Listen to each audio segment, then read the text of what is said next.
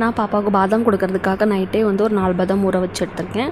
ஊற வச்ச பாதாமை தோல் நீக்கிட்டு மிக்ஸ் ஜாரில் போட்டு நல்லா நைஸாக பேஸ்ட்டாக அரைச்சிட்டு நீங்கள் வந்து பாப்பாவுக்கு வந்து ஊட்டி விடணும். பாதாம் வந்து ஊட்டினதுக்கப்புறம் ஒரு 6 மணி நேரம் வந்து நீங்கள் வெயிட் பண்ணி பார்க்கணும். ஏன்னா பாதாம், முந்திரி, பிஸ்தா, வால்நட்ஸ் இதை மாதிரி பருப்பெல்லாம் ட்ரீ நட்ஸ்னு சொல்லுவோம், வேர்க்கடலை, இதெல்லாம் கொடுக்கும்போது வந்து ஒட்டுமொத்தமாக சேர்த்து ஒட்டுக்காக பவுட்ரு பண்ணி கொடுக்கக்கூடாது.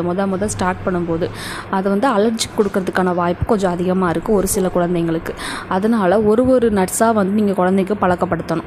இன்றைக்கி நீங்கள் பாதாம் கொடுக்குறீங்கன்னா அதுக்கப்புறம் நீங்கள் எந்த ஒரு இதுவும் கொடுக்கக்கூடாது. ஒரு 6 மணி நேரம் வெயிட் பண்ணி பார்க்கணும். ஒருவேளை உங்கள் ஃபேமிலியில் யாருக்காச்சும் இதை மாதிரி ஃபுட் அலர்ஜியில் இந்த நட்ஸ் அலர்ஜி இருந்ததுன்னா குழந்தைங்களுக்கு வர வாய்ப்பு இருக்குது. அதனால் 6 மணி நேரம் கழித்து எந்த ஒரு அலர்ஜியும் இல்லை அப்படின்னா நீங்கள் அடுத்த ஃபுட்டு கொடுக்க ஆரம்பிக்கலாம். அப்படி ஒரு அலர்ஜி இருந்தாலுமே டக்குன்னு தெரிய ஆரம்பிச்சிடும். அப்படி தெரிய ஆரம்பிச்சதுன்னா நீங்கள் டக்குன்னு வந்து டாக்டர்கிட்ட கூட்டிகிட்டு போகணும். அப்படி இல்லை, எந்த அலர்ஜியுமே இல்லை அப்படின்னா நீங்கள் ஒரு பரப்பாக ஒரு நாளைக்கு கொடுக்க ஆரம்பிச்சிக்கலாம்.